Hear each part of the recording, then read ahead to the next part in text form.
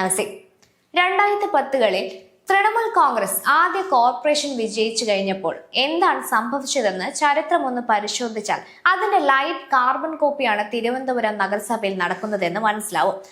കേശ്പൂരിലും ഗർബേട്ടയിലും തെരുവുകളിൽ ബംഗാളി ശിവൻകുട്ടിമാർ നടത്തിയ രക്ഷാപ്രവർത്തനങ്ങൾ ഓർത്തിട്ട് ഇന്നും അന്നാട്ടിലെ ജനങ്ങൾ ചുവന്ന കൈലി പോലും വാങ്ങില്ല. അത്രത്തോളം വെറുപ്പിച്ചു കളഞ്ഞു സഖാക്കന്മാർ. ആ റേഞ്ചിലേക്ക് വരാൻ കേരളത്തിൽ പറ്റില്ല എന്നൊരവസ്ഥ ഉണ്ടായുകൊണ്ട് മാത്രമാണ് നഗരസഭയ്ക്ക് ചുറ്റും നടന്ന CPM അതൊരു പ്രശ്നബാധിത പ്രശ്നമാക്കി തീർക്കുന്നത്. കുറ്റം പറയരുതല്ലോ. അന്ന് തൃണമൂലിനെ ഇല്ലാതാക്കാൻ CPM-ന് ചൂട്ടും മണ്ണെണ്ണയും കൊണ്ടു കൊടുത്തത് കോൺഗ്രസ് തന്നെയായിരുന്നു. അക്കാര്യത്തിൽ കോൺഗ്രസ് തിരുവനന്തപുരത്തും കൃത്യം ഒരു മാറ്റവുമില്ല.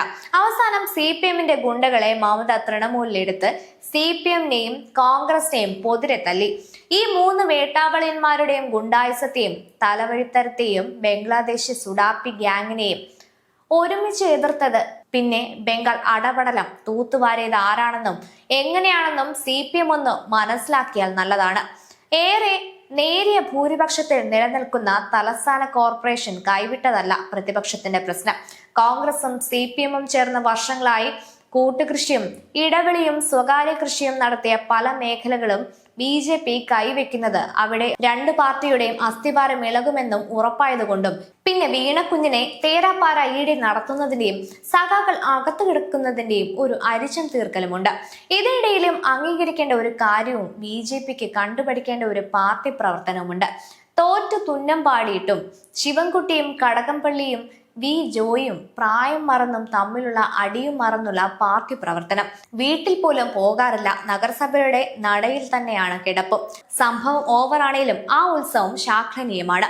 ചെന്നിത്തല സുഗതനെ കാപ്പ ചുമത്തി അകത്തിട്ടുകൊടുത്ത് ഭൂരിപക്ഷം കുറച്ച് സഹായിക്കും. ബാക്കി അലങ്കോലപ്പണി CPM ചെയ്യും. അതിനിടയിലൂടെ അവിശ്വാസം കൊണ്ടുവരും. ചിലപ്പോൾ നഗരസഭ വീഴെന്നുമിരിക്കാം. പിന്നെ ഇന്ത്യ മുന്നണി ആദ്യമായി കേരളത്തിൽ നിലവിൽ വന്നേക്കാം. അല്ലെങ്കിൽ തെരഞ്ഞെടുപ്പുകളിലേക്ക് പോയേക്കാം. അങ്ങനെ ഒരു കളി കളിച്ചാൽ അമിത്ഷാ വെറുതെ ഇരിക്കുമെന്ന് ചെന്നിത്തലയ്ക്ക് തോന്നുന്നുണ്ടെങ്കിൽ അത് മണ്ടത്തരമാണ്. രാഹുൽ ഗാന്ധി ഉൾപ്പെടെയുള്ളവരുടെ കേസ് അതിയാന്റെ കക്ഷത്തിലുണ്ട്. സുഗതന് പകരം ബലിയാടാകാൻ പോകുന്നത് ഏത് കോൺഗ്രസ് നേതാവാണ് എന്ന് മാത്രം ചിന്തിച്ചാൽ മതി. വീണക്കുഞ്ഞിന്റെ കാര്യം പിന്നെ പറയേണ്ടതില്ലല്ലോ. സത്യത്തിൽ CPM ഇത്ര അസഹിഷ്ണുത കാണിക്കേണ്ട കാര്യമൊന്നുമില്ല. തിരുവനന്തപുരത്തെ ചില BJP നേതാക്കളുടെ പ്രവർത്തനം മാത്രം മതി. 2-3 വർഷം കൊണ്ട് അവർ തന്നെ സകലതും കളഞ്ഞു കുളിച്ചോളും. ഏറെക്കുറെ അത് രാജീവ് ചന്ദ്രശേഖരനും RSS നേതൃത്വത്തിനും മനസ്സിലായിട്ടുണ്ട്. നിങ്ങൾ അവരെ വെറുതെ ശക്തിപ്പെടുത്തല്ലേ ഓവർ ആക്ട് ചെയ്ത്. വെയിറ്റ് ചെയ്താൽ മതി.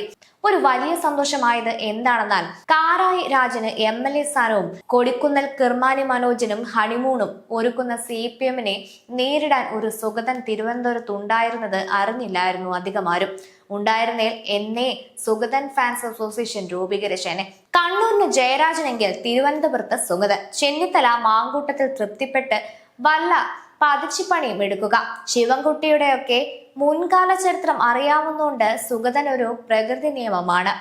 ചാത്തനുണ്ടായി മാടനുണ്ടാവണം, അത്ര തന്നെ. ശിവൻകുട്ടിക്ക് കേരള വിദ്യാഭ്യാസ മന്ത്രിയാകാമെങ്കിൽ സുഗതന് കേന്ദ്ര ആഭ്യന്തര മന്ത്രിയാകാൻ ഒരു പ്രബുദ്ധത പ്രശ്നമില്ല.